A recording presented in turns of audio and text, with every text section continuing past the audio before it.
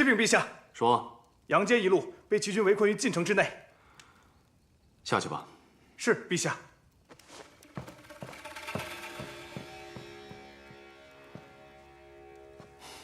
果然不出朕所料。杨坚，你不是很有本事吗？看你这次如何脱困。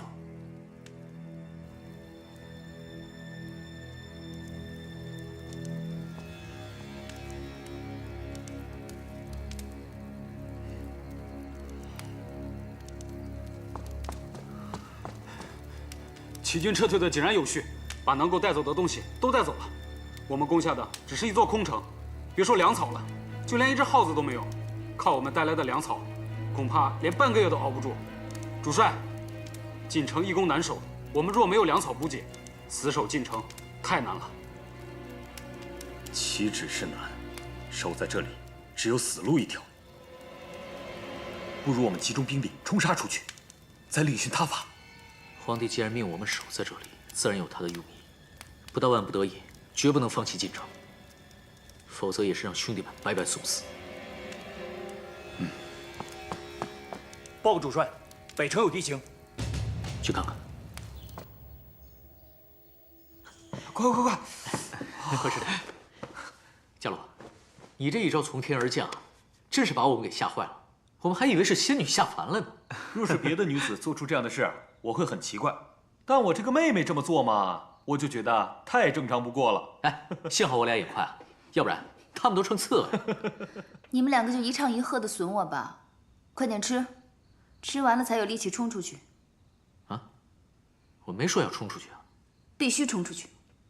刚才我们来的时候已经探得很明白，敌军已将晋城包围得很严实，而且他们的粮草带够了1个月以上，但他们又迟迟不发动攻击，这很明显，他们是要将你们活活困死。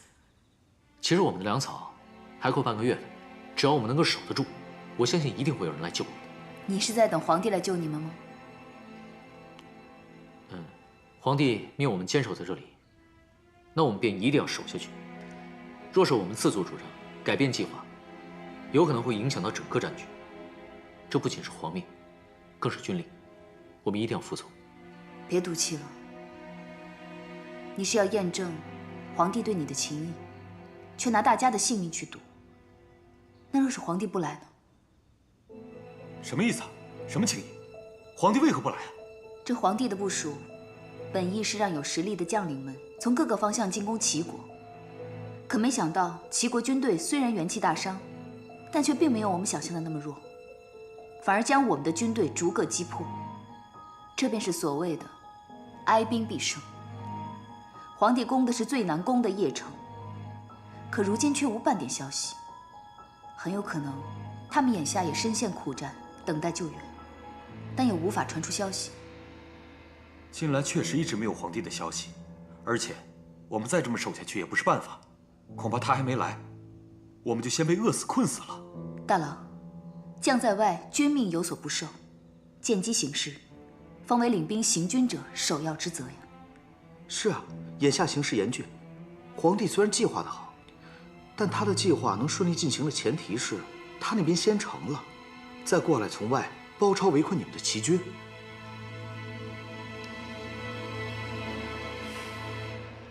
好吧，既然是要协助皇帝，那就不能墨守成规了。我们想想办法，准备突围吧。齐军人多，不能硬拼，得智取。伽罗，你可有什么好法子？卢子墨和罗平已从北国请到8000精骑军前来协助我们，再加上吴大哥的弟兄和我随国公府善战的门客，前来援助的兵力可达万人，而且我们还准备了足够的粮草。好，既然现在我们要与他们会合，那就这样，我带领一小部分精兵，挖地道出去，从后方包抄齐军，而大哥你，则带着伽罗和其他将士从城里出发向外冲，咱们便来个内外夹击。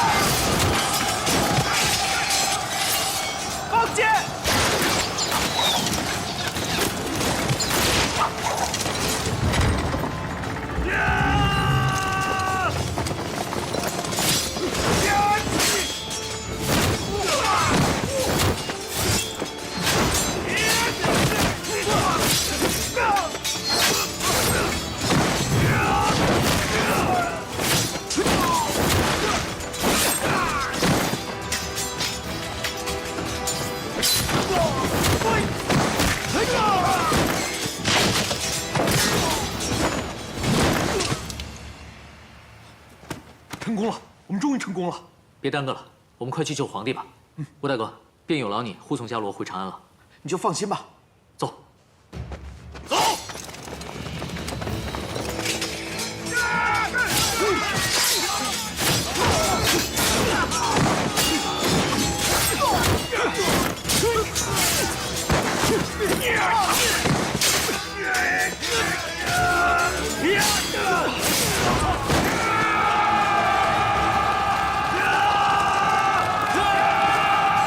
陛下，援兵到手，我们有救了。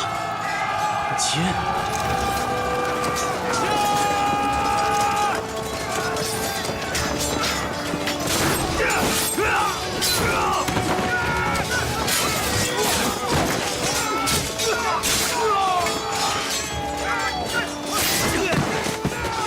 陛下，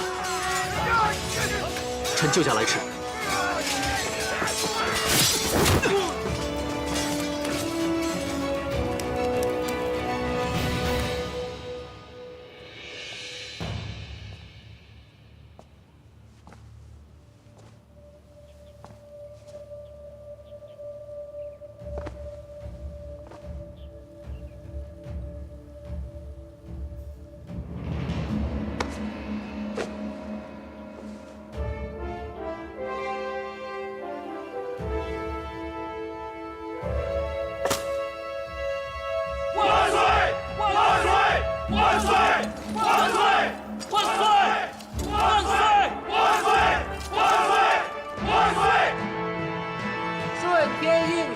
受兹明命，此番灭齐之战，诸位将领皆劳苦功高，朕按功奖赏，以彰功勋。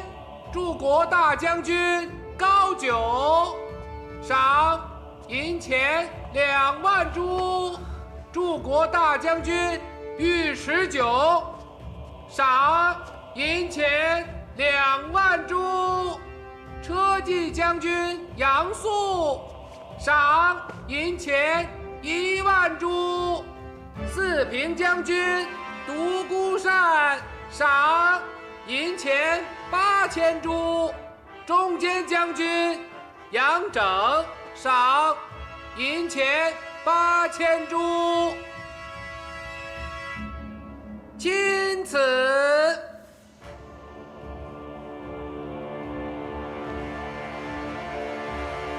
谢陛下。此番灭齐，功劳最大者，乃隋国公杨坚，故而加封杨坚为柱国大将军，赏银钱3万铢，赐美妾4名。先去谢恩，回头再说。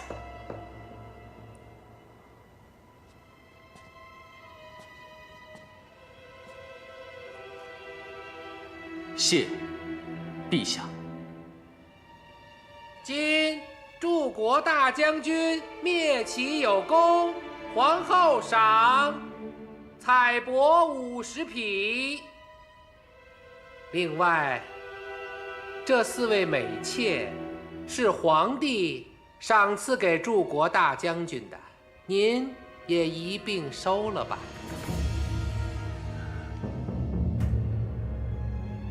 臣妇领旨，谢皇后。皇后千岁，千岁，千岁。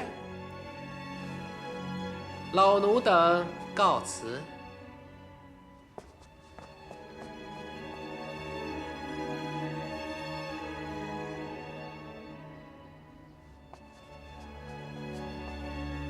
见过姐姐。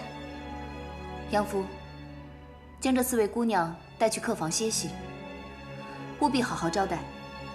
是，大夫人。诸位请随我来。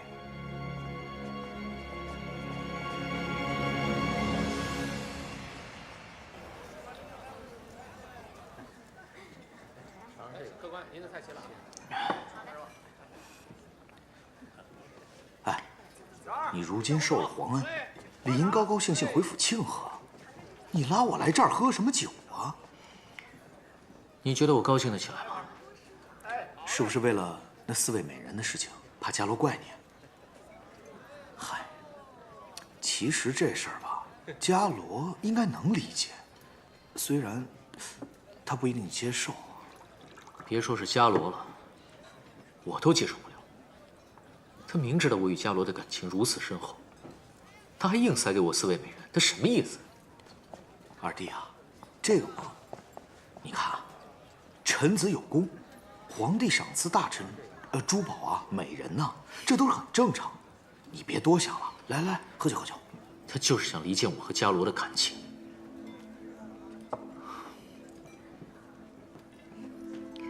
上次建成之事，其实他是何想法，我们都心知肚明。但是我劝自己，可能是我想多了。建成我去了也守住了，还把他给救了。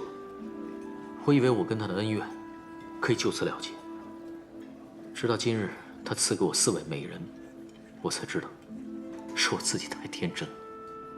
这事远没有完。所谓的兄弟，走到头了，回不去了。算了算了，别想了啊。那4个美人不要也罢，谁爱要谁要去。来，我陪你喝酒。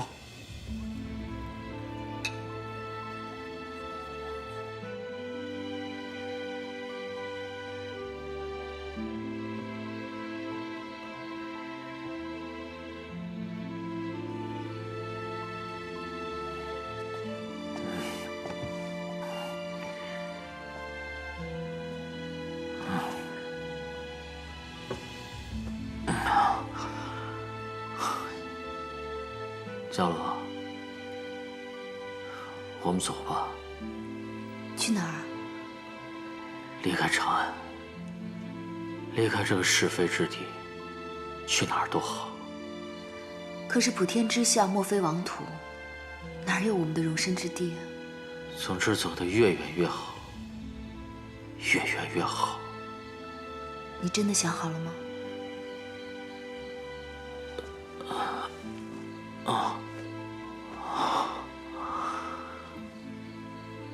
伽罗，只要有你和孩子们，其他我什么都不要，什么都不要。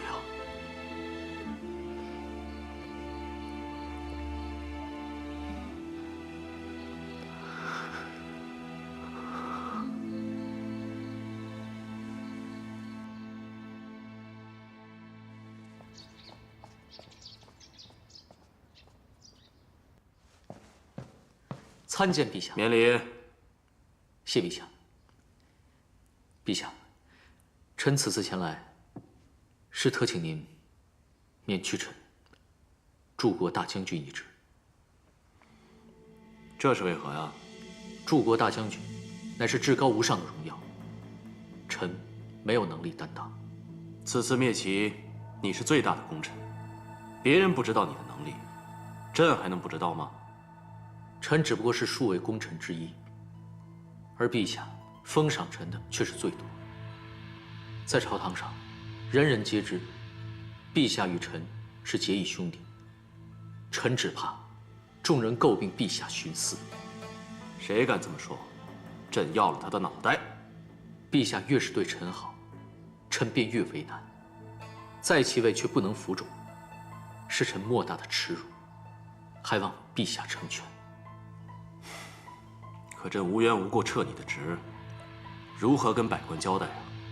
臣连年征战，早已身心疲乏，无法担此大任。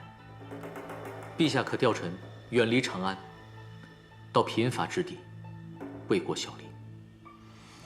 你的意思是，称病辞官？正是。贫乏之地是指何处啊？定州贫瘠，连年灾害。臣愿前往治理定州。看来你很坚决，朕也不能强人所难。看来只能同意了。谢陛下。还有一事，陛下可否收回那4位美人？阳间实在无福消受。哼，这又是为何呀？臣与结发妻子独孤伽罗曾有过誓约，此生只爱她一人，此生只娶他一位妻子，不敢有违誓言。男人3妻4妾很平常，伽罗心性大度，他不会说什么的。臣愿接受抗旨之罪，也不能接受这4位美人。朕不同意。朕的赏赐，说收回便收回，以后如何一言九鼎？你还是好生收着这4位美人吧。陛下若不同意，臣便会一直请求，直到陛下回心转意为止。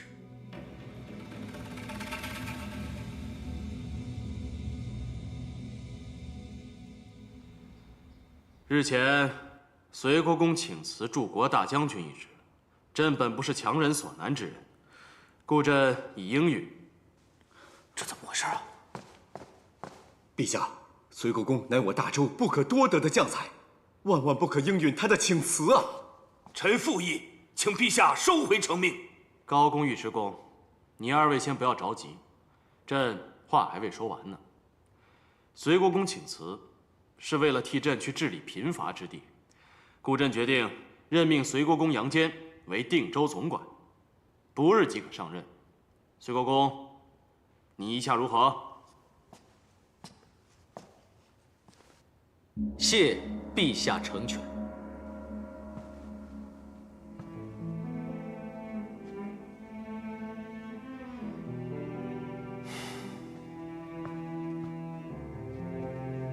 终于都结束了，甚好啊，甚好。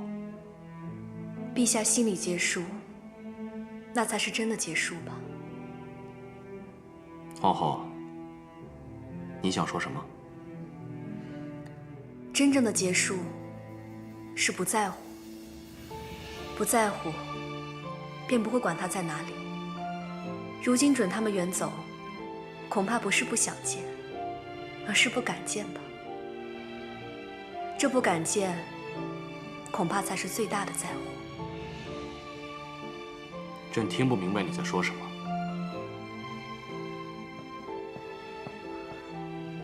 你若是不明白，那倒好了。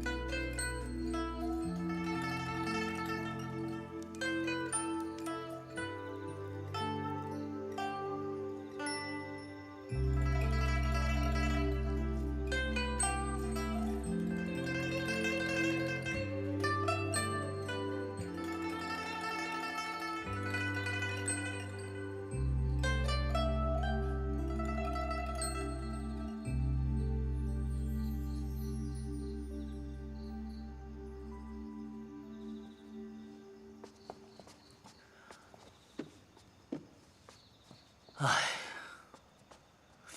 大哥大嫂，我舍不得你们，我要跟你们一起到定州去。四郎，父亲临终前将你托付给我们照顾，我们当然要带你走了。啊，那太好了！哎，你舍不得大哥大嫂，你就舍得我们呀？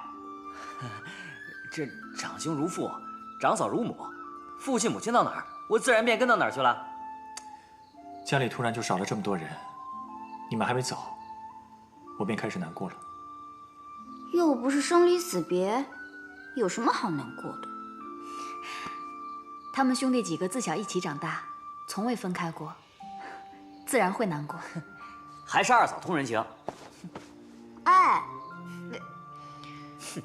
我觉得公主说的有道理，我们又不是生离死别，用不着太难过，说不定过段日子我们就回来了。二弟、三弟，以后我不在，杨家便交给你们了，一定要好好守住。大哥放心，我们一定为杨家争光。不丢人。但要切记，谨言慎行，切不可太露锋芒，以免招人记恨。放心吧，大哥，我们都明白的。当家不易，蓉儿与公主，这个家日后需要你们多多操劳了。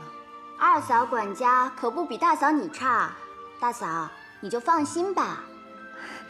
没有，大嫂你放心，蓉儿自当竭尽全力，定会做得更好的。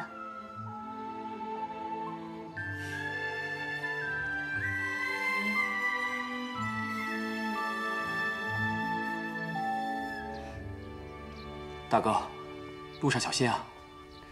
若是有机会，我们会去看望你们的。大嫂，到定州一定要保重身体，万事多加小心，那里不比长安。多多保重啊！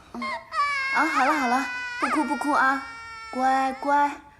哦，是不是舍不得你二叔他们啊？真是苦了孩子了，这么小便要跟着去定州那苦寒之地。放心，没事的。只要一家人能够一起平平安安的，就一定会渡过难关的。对。圣旨到。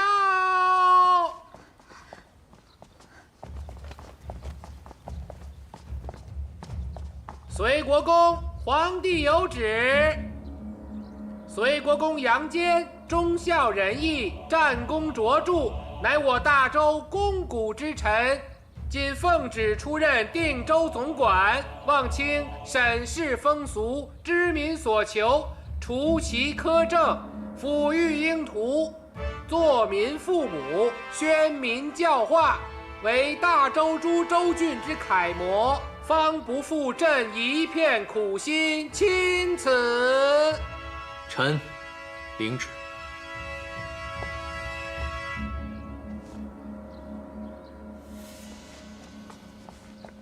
隋国公莫急，皇帝还有旨。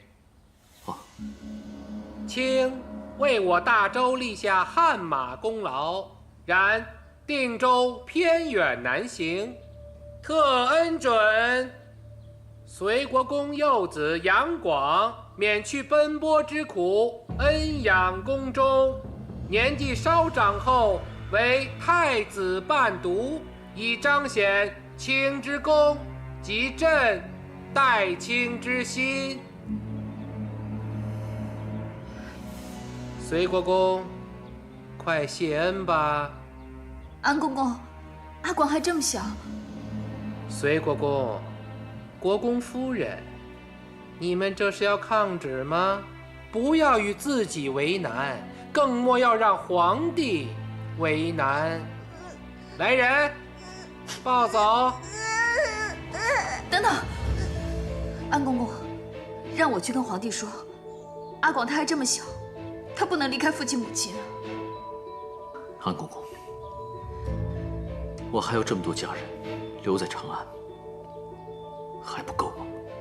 事情到了如今地步，说什么都没用了。你们与我僵持，也无济于事啊。为了你身后的这一大家子，放手吧，抱走。不行，大嫂，不可以，大嫂，不要抢走我的孩子，不可以，不可以，不可以，不行不行，不要带走我的孩子，我求求你们了，不可以，我的孩子。什么太子伴读？这分明就是将阿广留下来做人质。小大声。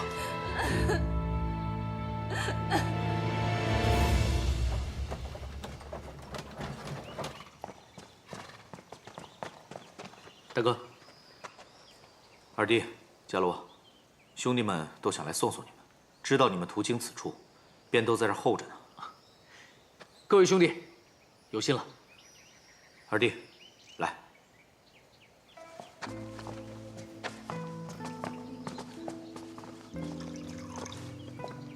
杨兄，此去定州路途遥远，要不就由我们兄弟护送你们前去吧。吴大哥，你们就放心吧，应该不会有事的，不必劳烦各位了。哎，以防万一嘛，万一有人欲图对你们不利呢？高大哥，我没有什么仇家，放心吧。高大哥，阿广被留在了长安，这已经是最好的保障了。啊？这个皇帝，伽罗，你放心，长安有我们，阿广，我们定会照顾好的。大哥，那我先多谢你了。哎，跟我何须客气？来，喝酒。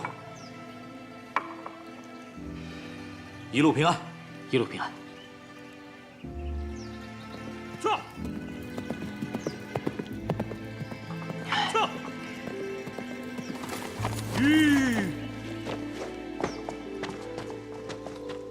大哥，我去求了皇帝，他也恩准我与你们同去定州。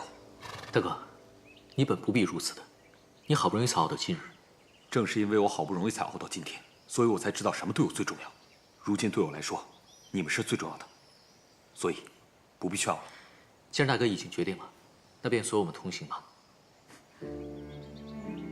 诸位，我杨坚何德何能，得诸位如此对待？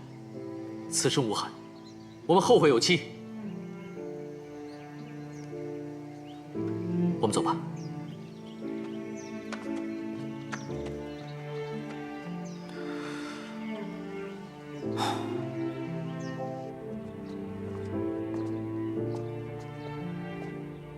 忍辱负重，卧薪尝胆，朕终于得来了这天高云阔。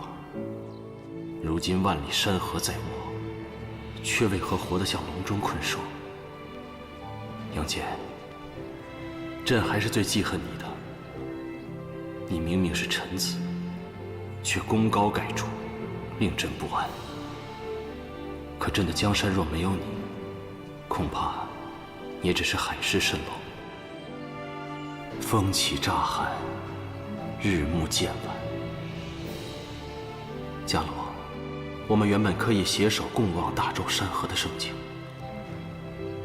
奈何一别过后，归不可期。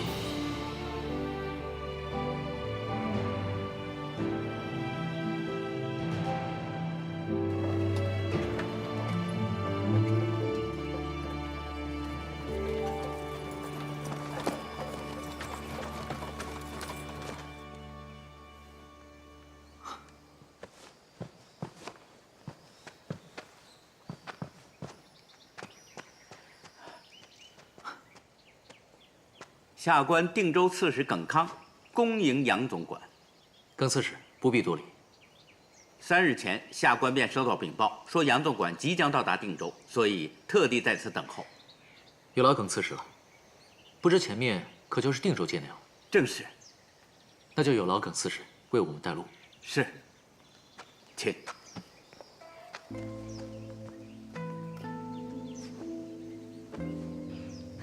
大嫂，你看，这堂堂定州刺史，居然连匹像样的马都没有。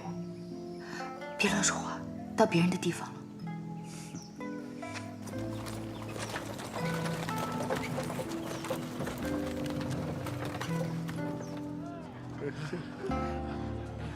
求求我的孩子吧，给我的孩子一条生路吧，公子。杨总管有所不知，定州地处偏僻，本来耕地就不多，最近几年又赶上连年大旱，粮食几乎颗粒无收。官府的囤粮呢？可有拿出来救济百姓？就算是正常的年份，除去上缴朝廷的赋税，定州府能余下的粮食本就不多，能拿的下官早就拿出来了。如今定州府的粮仓，怕是连耗子都不来了。这种情况有多久了？可有向朝廷禀报，请求赈灾？下官已经多次向朝廷禀报，可是，这些年朝廷屡屡出兵，军粮都不够，哪还有余钱来赈济旱灾？我以为大周这几年日渐殷实，各地皆有发展，没想到还是有这样的地方。说这里是人间地狱，也不为过。其实若不是大旱，定州也不至于如此。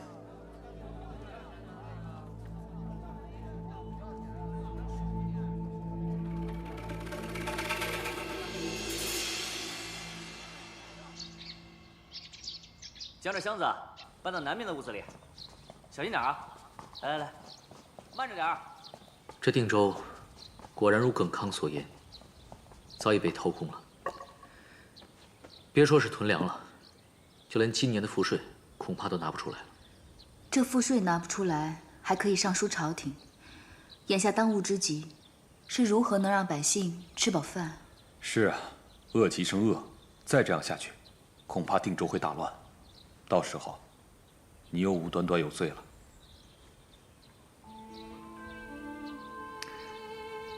依我看啊，与其想那些没用的，不如将眼前之事做好。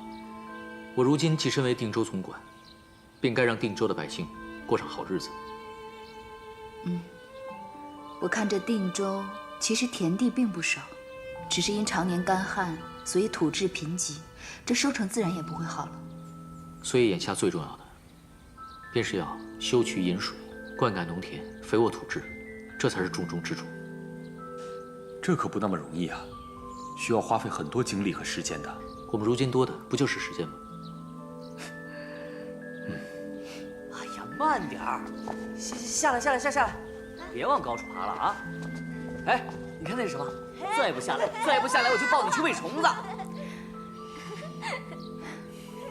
人家常说啊，孩子的眼睛是最纯净的。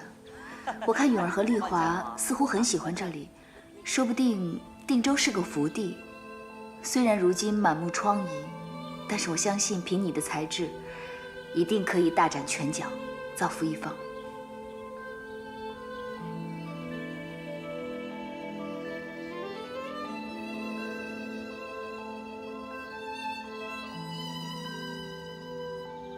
奔波了这么久，现在好不容易可以歇一会儿了。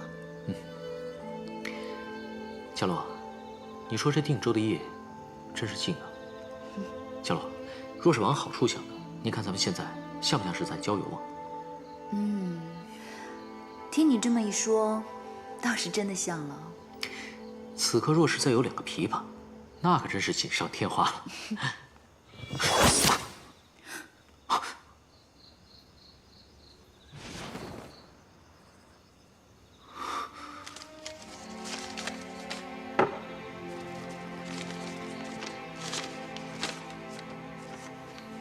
宇文护留有一批藏金，正在定州，欲寻其所在。必先知迦兰陀，不生不灭，不垢不净，不增不减，好自为之。何人回来送这封信？这不生不灭，不增不减，均为宇文会当初所留下的线索。莫非藏金真的在此？但来者何人？有何目的？此事太怪异了。之前我们一直围绕这几句佛语寻找藏金，以为与佛家最相关的便是寺庙。直到前些日子我读佛经，才知道迦兰陀也一直逐远。若说指代之意，不生不灭，不垢不净，不增不减，会不会是指流水？水，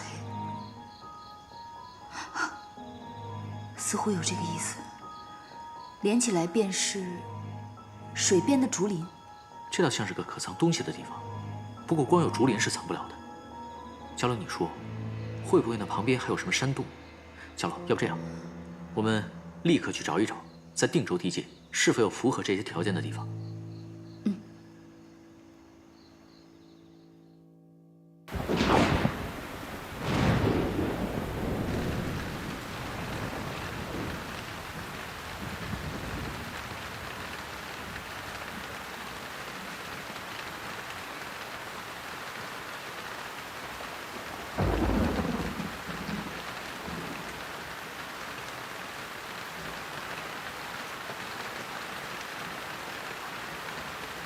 杨总管，我们发现了累累白骨，这个是从死者手中找到的。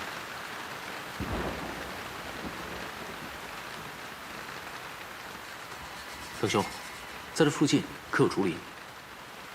山的后面，河滩旁是本地最大的竹林。好，耿兄，你在此处清理一下，我和佳洛过去看看。好，继续清理。大佬，这死人手中怎会有金子？莫非与藏金有关？那人死前手里紧紧握着金子，这说明他不想被人发现。之前我们已经找了2处竹林，都没有结果。我觉得这第3处很有希望。我只是觉得这一切来得太顺利，会不会是有人故意设下圈套，引我们入瓮？大佬，伽罗，我在前面的竹林旁边发现了一处山洞，快随我去看看。我们走。走。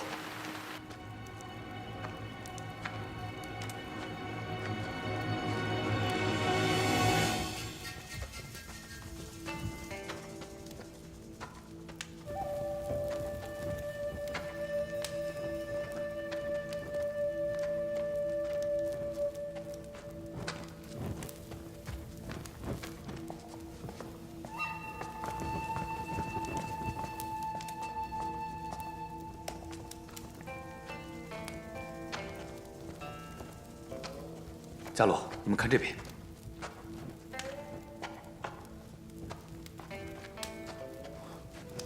石门，在山腹之中立石门，必有蹊跷。此门非常坚硬，绝非蛮力可以推开，必定有什么机关。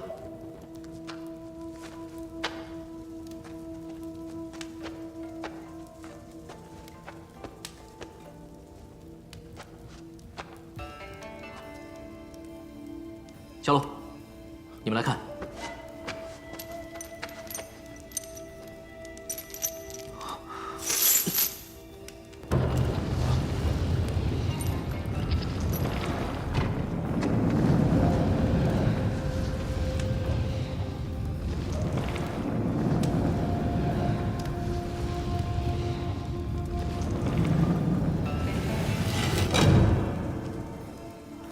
进去看看。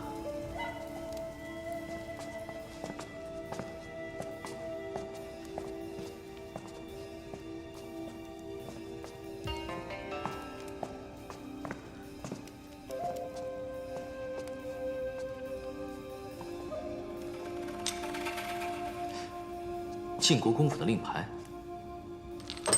找了这么多年都未有收获，竟然以这样的方式找到了。他们有水路将这些财宝运过来，就避免了在官道上留下任何蛛丝马迹。这里有人迹罕至，很难被人发现。果然是藏金的好地方。看来河滩上那些人，都是当年替宇文护运送财宝和修建石库的人。事毕之后，便被杀人灭口。没想到今日将我们引来的，恰恰是这些尸骨，真是天意啊！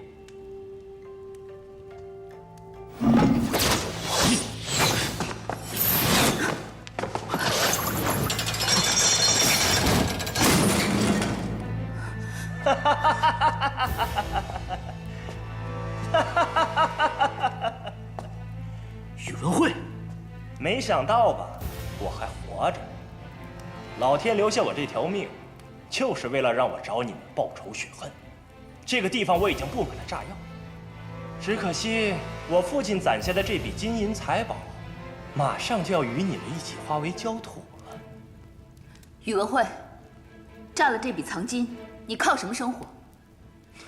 想必偷生的这几年，你也是游手好闲的，靠这笔藏金过活吧？我宇文慧胸无大志，这些金银财宝对于我这个已死之人毫无意义，倒是用来引你们入瓮，报我宇文家的血海深仇比较值。今日就是你们的死期。宇文慧，有了这批藏金，你便富可敌国了。你大可以自己占地为王，到时候连皇帝都奈何不了你。我根本没有心思做这些。我宇文慧变成如今的模样，都是拜你们所赐。你们别妄想拖延时间了，这个地方人迹罕至，根本不会有人来救你们。我现在就送你们去死！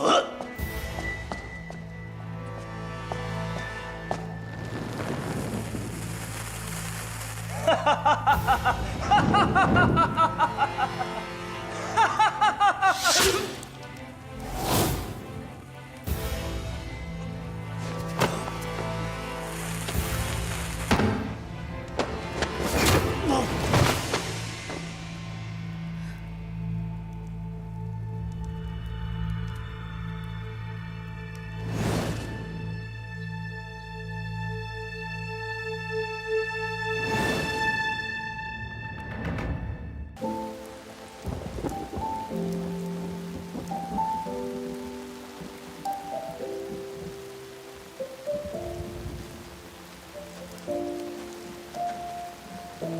们这是怎么了？我们不是一直在追查宇文护的藏金之所吗？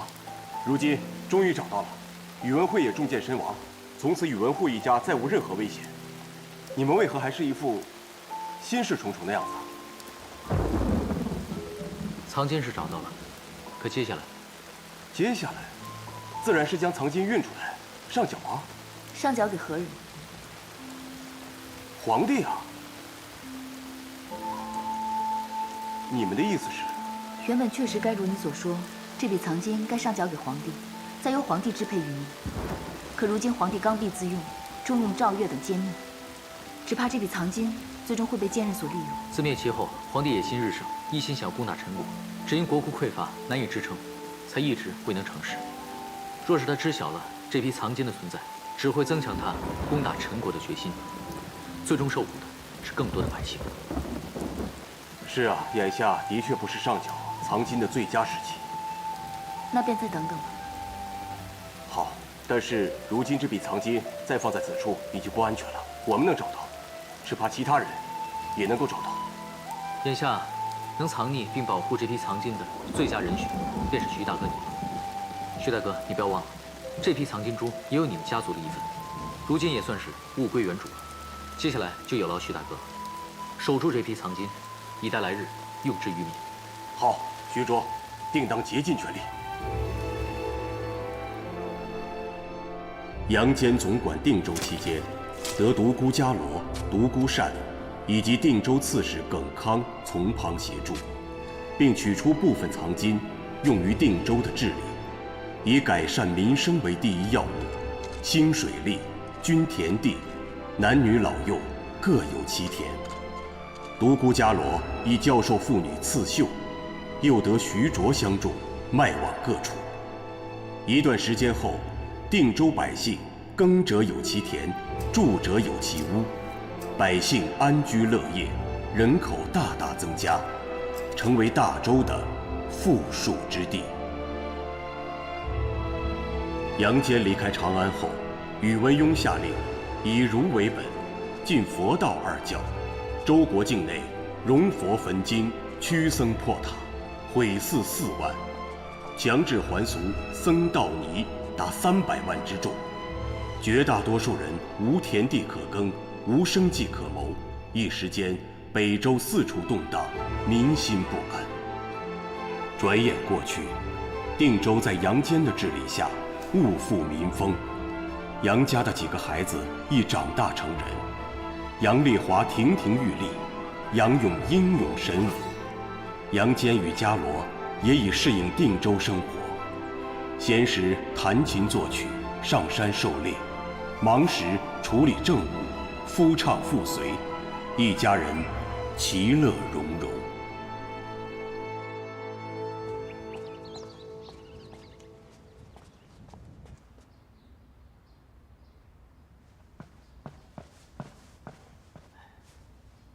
参见陛下。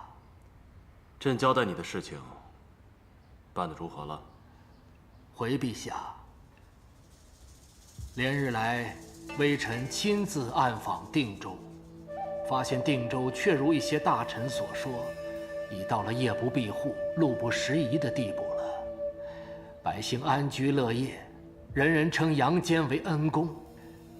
他杨坚可谓是深受当地百姓的爱戴。恩公。莫说百姓了，就连朝中的一些大臣，也因这几年定州赋税上贡最多，私下里对他是大加赞赏。如今这个人，可谓是声名日盛，众心所向啊！众心所向。定州的兵都还安分吧？表面看来，定州兵力寥寥。杨坚平日除了处理公务，便是弹琴狩猎，并不关心公事。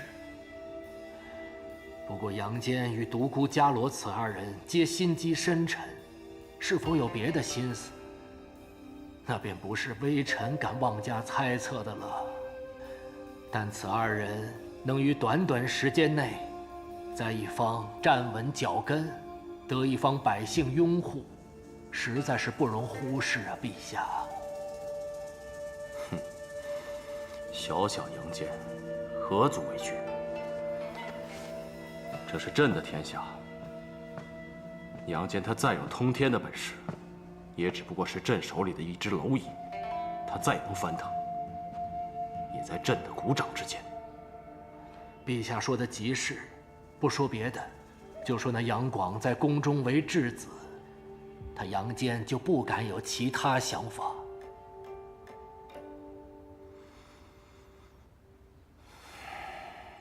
王曰：孟子见梁惠王。王曰：走远千里，必将。孟子对曰：王何必曰礼？亦有人矣。亦将有以立吾国乎？王家世庶人曰：何以立吾身？上下交争利，而国威无身。走不远千里而来，亦有人有而疑曰：何以立吾身？上下太子诸位公子，一定要将方才教你们的内容再用心诵读一遍。我去就来。啊，好，是太傅。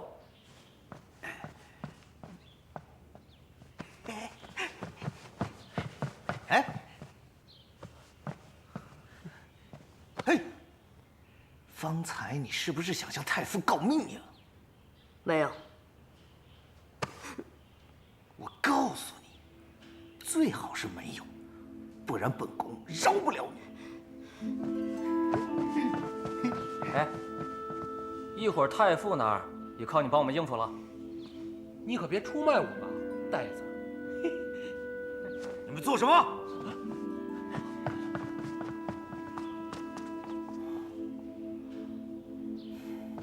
这帮臭小子，他们又欺负你了？没有，他们没有欺负我，我们只是在玩闹。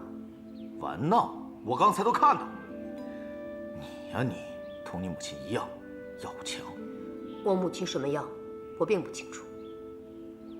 阿广，你不能这么说。你要知道，留你在长安，你父亲母亲那是情非得已。你要理解他们，不要怪他们。我没有怪他们。高伯父，太傅快回来了，你先走吧。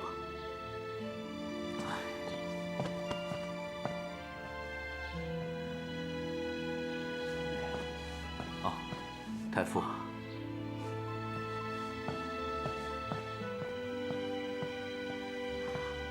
太傅，好了，你不必再帮他们找借口了。这个太子啊，太不像话了，太不像话了。哎，好了，接着念，再念3遍啊。孟子见梁惠王，王曰：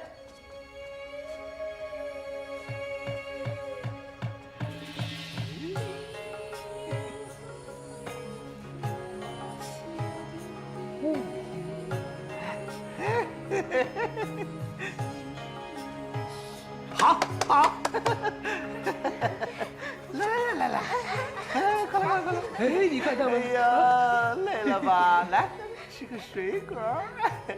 殿下，今日咱们给太傅下药这事儿，是否过分了点儿？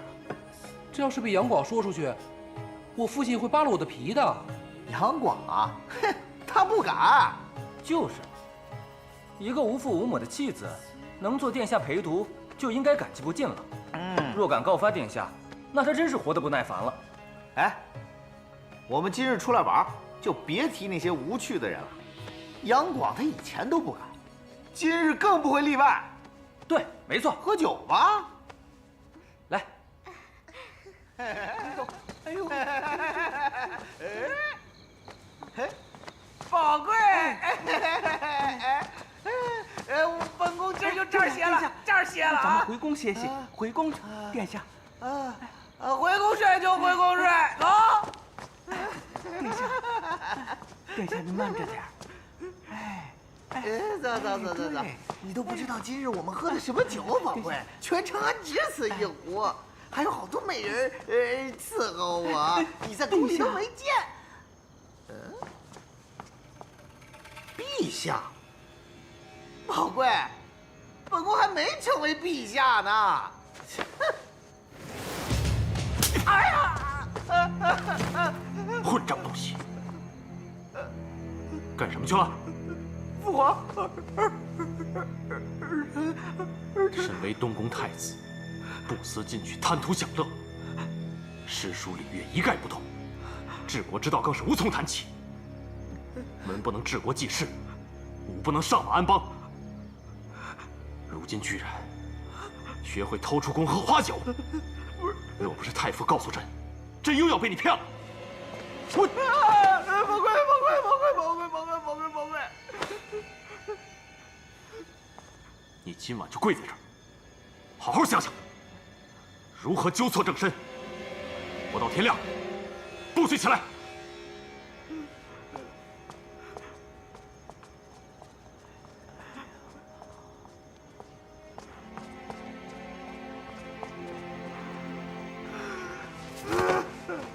你为何不早说啊你？殿下，陛下让咱跪着呢。殿下，太后，微臣不是早就说过，凡事要隐秘行事，不可张扬。你这不是明摆着惹陛下生气吗？今后宰相出宫，交给微臣安排，保证万无一失。还是你最懂我呀，太傅。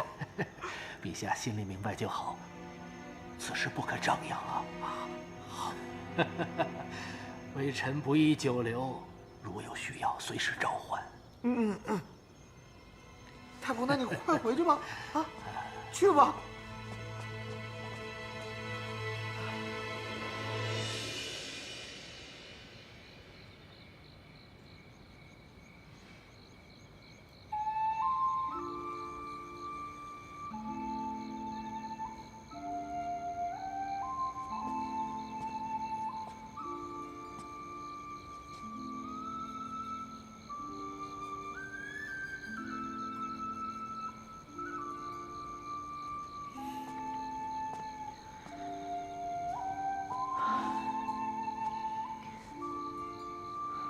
又在想阿广啊？也不知他如今过得怎么样，吃饱了吗？睡得好不好？开不开心？关于他的一切，我都想知道。我也想念阿广。我为人夫，却不能让你们母子团聚，过上太平安稳的日子，是我的错。是我错了，我该处理好与他的关系，我该阻止你进宫的。伽罗，若是像你这么算下去，人无论做什么都是错的，做什么都不对，出身是错，出生也是错。说到底，终归是因为掌控不了自己的命运，所以做什么都是错的。也不尽然。在这千变万化的世道当中，若是我们能把握好机会，未必不能掌握自己的命运。伽罗，我向你保证，我会想尽办法，让我们全家人平安团聚。我信你。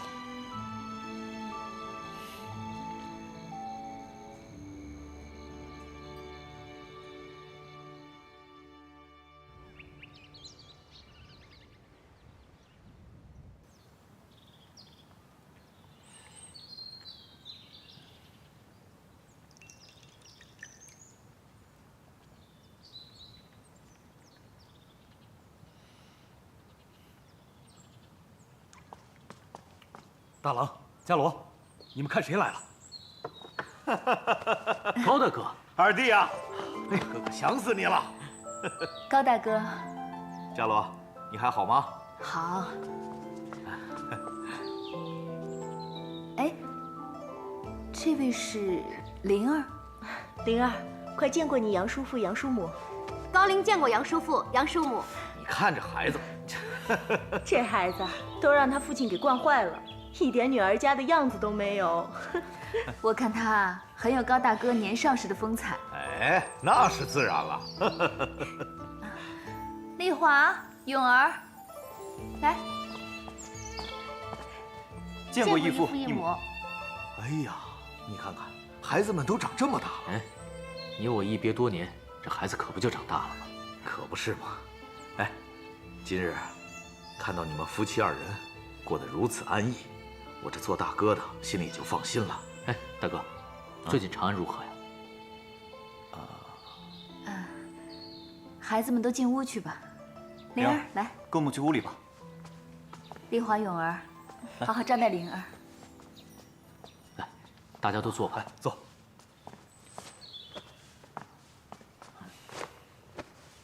大哥，是不是发生什么事了？哎，自从你们离开长安以后，这皇帝啊，就再没人能劝说他。他先是下令禁了佛道二教，又命那些僧侣尼姑通通还俗。二弟，你说如此众多的人，他能去哪儿啊？现在可倒好，令大周动荡不安，隐患甚多。我看啊，如今也就你们这定州地界还算安稳。他终究还是这么做了。这文武百官，竟没有一个可以劝谏的吗？哼，大郎，如今这皇帝啊，早已不是当初我们认识的那个三弟了。我每次劝诫，他不是爱答不理，便是出言斥责。现在好了，干脆连面都不让我见了。怎会如此？嗨，不见就不见吧。二弟，你大哥我就是粗人一个，若是哪天说错了什么，他不得砍了我脑袋呀？哎呀，这样也好。再说皇帝要出兵伐陈，我这次回去之后，也就要准备出征了。高大哥，你要率兵伐陈？是啊，如今陈国招兵买马，不断在两国边界制造事端。不过说起来，我也好久没打仗了。这次我一定要杀他个片甲不留。你这次一定可以再立战功的。哎，二弟，还是你了解我。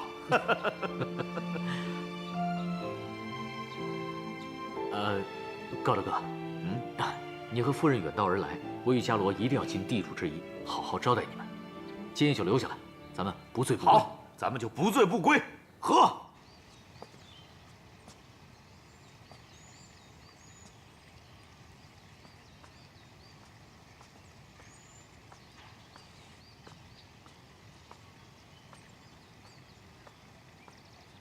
大郎，在想什么？其实这些年来，我心里还是放不下一件事。私自留下那批藏金，始终是觉得有违微臣之道。你说我这么做，是否算是不忠不义？这些年皇帝待你如何，大家都心知肚明。况且你这么做是为了百姓，此为大义，可不拘于小众。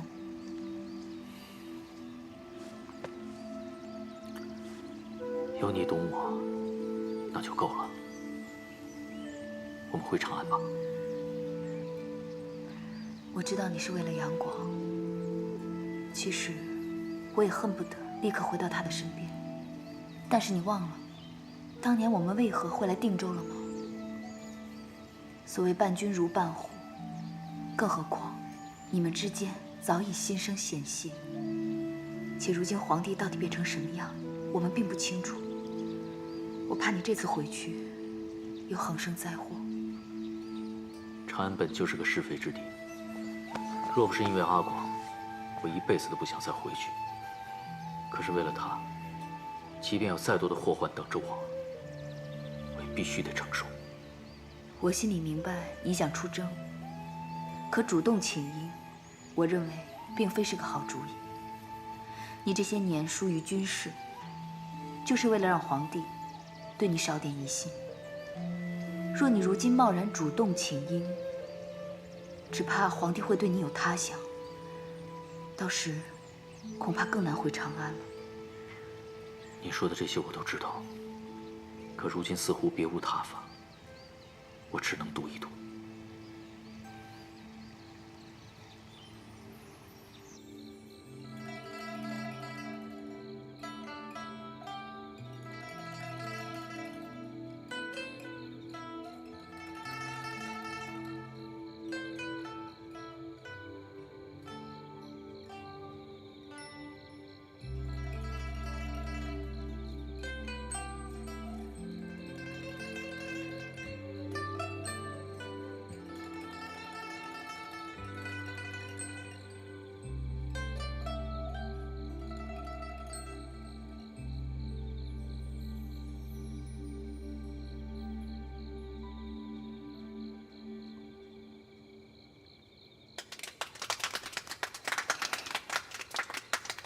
二弟啊，了不得呀！若是让三郎听了，他都得甘拜下风啊。这是什么曲子呀？听得我热泪盈眶的。这是我为伽罗做的帝后。帝后，帝后，哎，你是说你与伽罗的感情犹如这大地一般厚啊？这哪是如大地一般厚啊？这分明就是比大地更厚嘛！你们就继续取笑我们吧。这哪是取笑，分明是羡慕才对。哎，你这话说的好像咱们俩不恩爱似的。真的决定回长安了吗？回是一定要回的，只是还未想好怎么回。父亲、母亲，不如就让我跟随义父一同出征吧。等建功立业了，我便可以求皇帝让我们一家回长安了。永儿，你为何会有这种想法？母亲，其实你与父亲说的那些话，我都听到了。我也明白父亲如今的处境。无论父亲怎么做，皇帝都有可能不允许我们再回长安。与其这样，不如就让我去试试。我还年少，皇帝对我没什么疑心。等我建功立业了，我便求皇帝让我们全家回去。再不济，让我回去照顾阿广也行啊。好孩子，你的心意母亲都懂，但是你年纪还小，战场凶险，我不能让你以身犯险呀。母亲不能让一个儿子去为另一个儿子冒险。就是啊，这要去啊，也是我去。你不是说你最讨厌出征打仗，这辈子一次战场也不想上吗？为了阿广，我愿意试一试。永儿真的是长大了，永哥哥人如其名，真英勇啊！哎，你还别说，这还真是个办法。如今皇帝对两个孩子的戒心，肯定不如对你们的重。先是广儿，现在又是四叔和永儿，我们家一直这样四分五裂的，以后我一定要让我们一家人团团圆圆的。丽华，不论在哪里，家人的心在一起，才是最重要的。可心在一起，人不在一起，也不是团圆啊！我实在不愿意这样颠沛流离下去了。被人安排来安排去的，就像个提线木偶一样，自己的命运都无法由自己决定。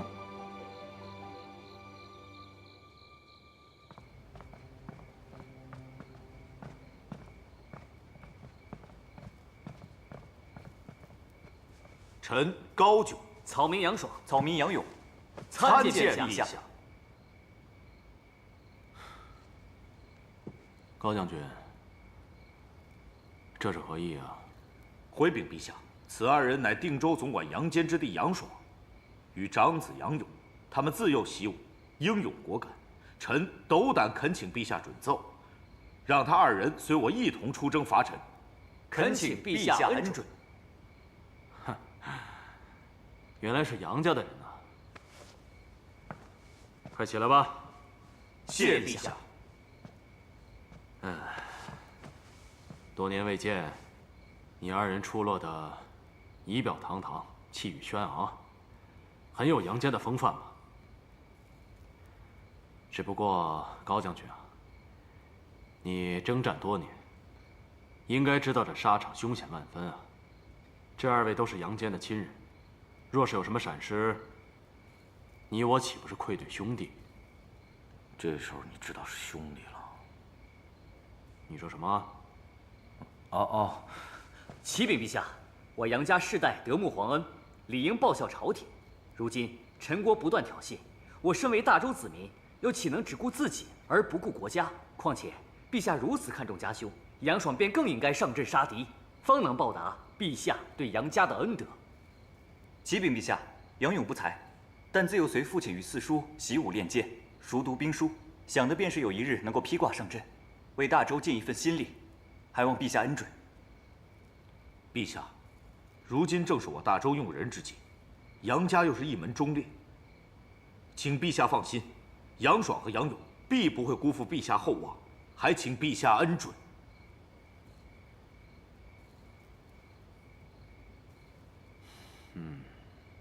既然你们有如此报国之志，朕若再不恩准，倒显得有些护短了。那朕便准你们所奏。谢陛下。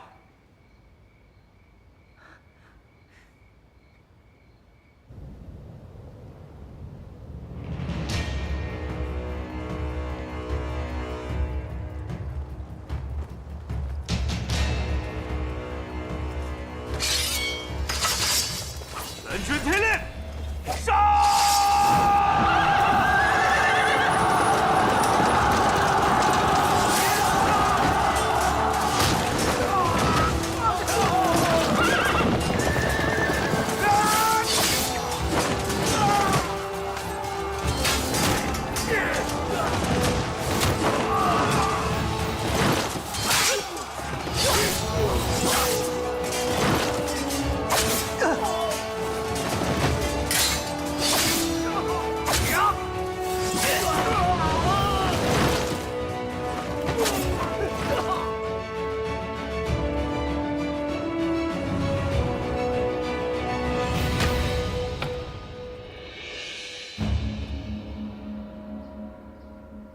此番大败陈军，你二人功不可没。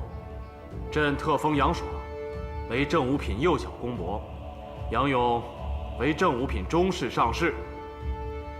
诸卿都应当以杨坚为楷模，不仅自己能上阵杀敌、建功立业，还能为我大周培养出后继之才，以保我大周千秋万代。臣叩谢皇恩。平身。谢陛下。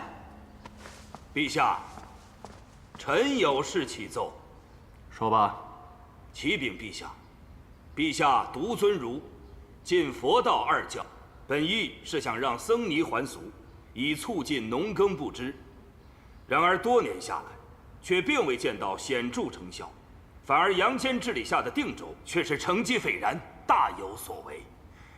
此番征战虽大败陈国，但我方亦有损伤啊。高将军，臣在。将士的抚恤事宜，你可安排好了？回陛下，都已安排妥当。陛下，关于定州，那就好。陈国兵败，已无力再与我大周对抗，他们已派使者来求和。朕考虑过了，两国交战必定还是劳民伤财啊，所以此次朕会答应陈国的求和。众卿以为如何呀？臣等无异议。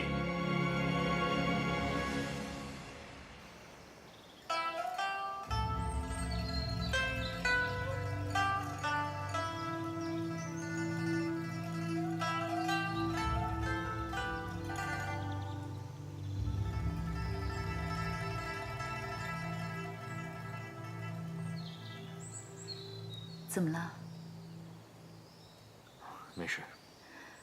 阿爽与允儿立下战功，我们终于有望回长安与阿广团聚了。你为何看起来反倒心事重重呢？哪有心事重重？我现在高兴得很呢。你别多想了。虽然明知一定得回长安，却也知前路艰险迷茫，对吗？当我决定回长安的那一刻起，便已经做好了一切准备。不过，我倒真的舍不得在这里的日子。这几年过得平安又喜乐，恐怕以后再难有这样的日子了吧。其实呢，只要身边有你在，去哪儿都一样。此次若真能回长安，我们一家人便再也不分离。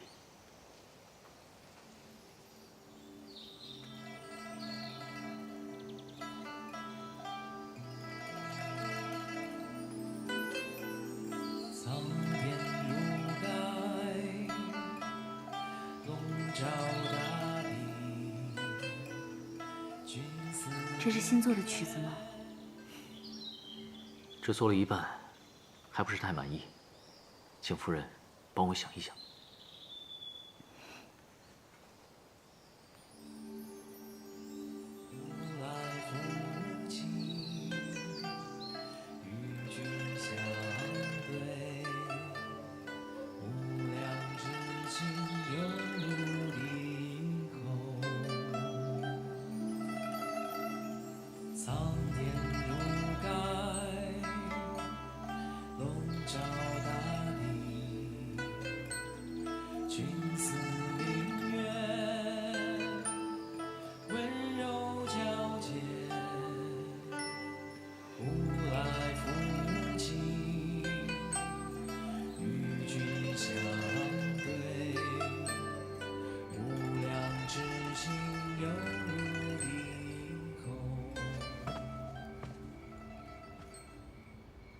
陛下，听说你不肯让杨坚夫妇回长安，你是不想见独孤伽罗，还是无法释怀？好端端的，提他做什么？其实臣妾心里还是高兴的。不管如何，你不让他们回长安，那独孤伽罗便不会再出现。你看看你自己，哪里还有皇后的大度与谦和呀？陛下，朕是天子，万事都要以大周的子民为重。杨坚跟随朕多年，讨伐齐国，诛杀宇文护，屡建奇功。朕将他贬去定州，他不但毫无怨言，还亲力亲为，将定州治理得像模像样。像杨坚这样不可多得的臣子，若朕不肯厚待，怕是会寒了满朝文武的心呐。陛下，那你为何又不让他们回来？杨爽、杨勇征战，高炯积极配合，便是为杨坚回归而铺垫，实在是有些欲取欲求啊。朕必得冷冷他们，先抑后扬。陛下，你是不是还忘不了独孤伽罗？朝堂之事，跟女人有何干？你我夫妻多年，你心里想什么，我也略知一二。你又何必自欺欺人？这个世上，不光有爱与恨两种感情。朕可以选择淡漠，不管不问，无怨无尤。皇后，你不必多说了。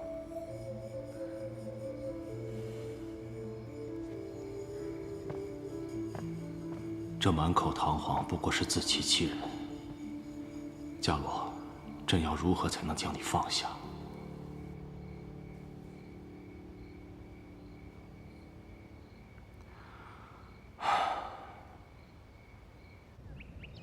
之前您交代的在定州兴办私学之事，下官已经着手在办，估计下个月便可以在两家学塾开始广纳寒门子弟了。学问是不分贵贱的，我们要让寒门弟子也能有读书识字的机会。今后的定州就要靠他们。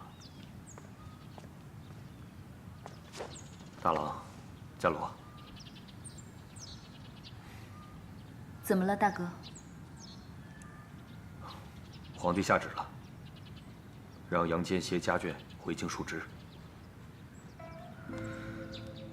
恭喜杨总管，杨夫人。耿兄，定州日后的大小事务，便全都交给你了。您不在，只怕定州的事务一时会陷入混乱，定州的百姓也会舍不得您呐。我自然也舍不得他们，只是有些事情，不是我们能决定的。下官明白，像您这样能力出众的人，是该回长安大展拳脚。此行，也不知是福还是祸。逃避不是办法，唯有正面应对。此番回去，千万要行事低调，勿再引起皇帝的注意，我们杨家才能平平安安。不求有功，但求无过。希望他肯放过我们，还我们一个平安完整的家。不过想想，我们终于能见到家人了。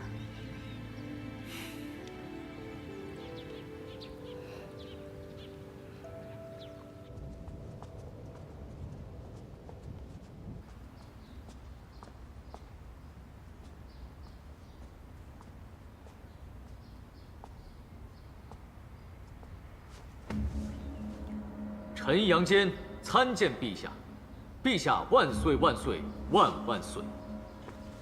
随国公免礼，谢陛下。随国公啊，你一路辛苦了。能再度进京面圣，臣感激不尽。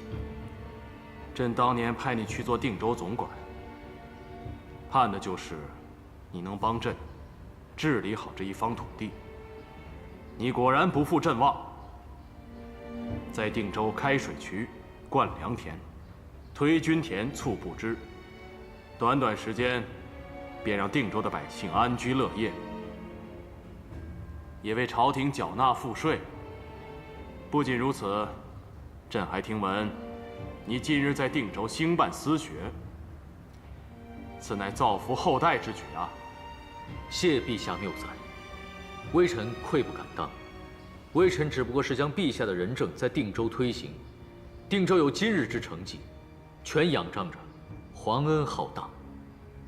朕素来知道，你不是贪功之人，但功就是功，有功之臣，朕必定重赏。朕封你为地官府小司徒上大夫，赏黄金100两，锦缎20匹。快谢恩呐！谢恩，快！谢陛下隆恩。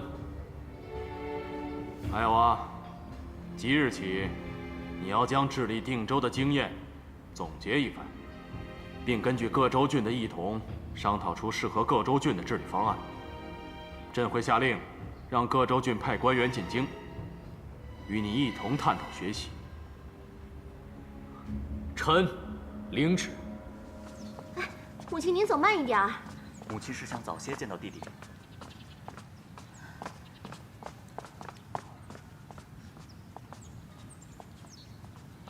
广儿，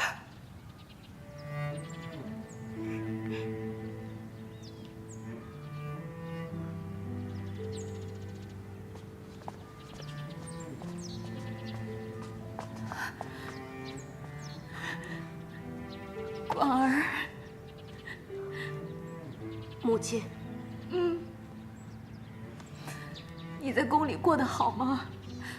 皇后与太子对你好不好？没什么好与不好的。如今说这些有何用？我早已习惯了。广儿，大姐好。母亲，皇后已在御花园等我们了，我们赶快去吧。去晚了，怕是要被怪罪。广儿，我们一家人就要团聚了。是啊，阿广，以后我们一家人再也不分开了，你也不用担惊受怕了。我没有担惊受怕，我在宫里过得很好，太子从没捉弄我，皇后待我也很亲厚啊。没事了，都过去了，今后都会好起来的。母亲，我们赶快走吧。别让皇后等急了。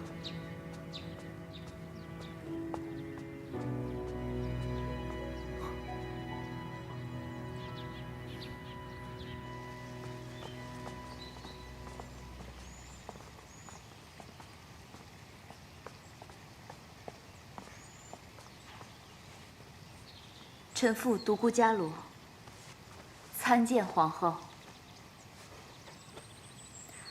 无需多礼，起来吧。谢皇后。皇后，这么多年没见，您一点都没变。有些事情能变，有些事情却变不了。